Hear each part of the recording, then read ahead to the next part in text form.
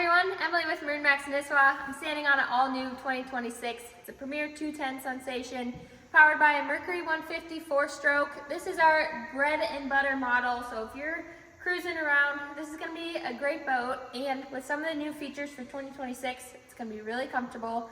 Now has wet sounds audio. This is cool feel vinyl, and Premier had a very nice addition to their interior lineup this year with this pleated touch.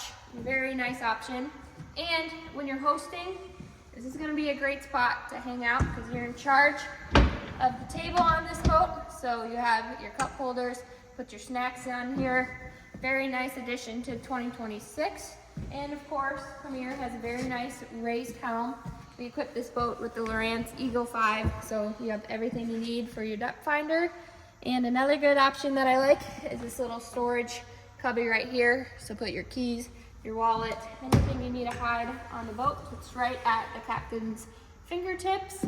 And this is the RF layout, so rear facing. So if you want to be able to kick your feet up, enjoy the action behind, great spot to come and hang out.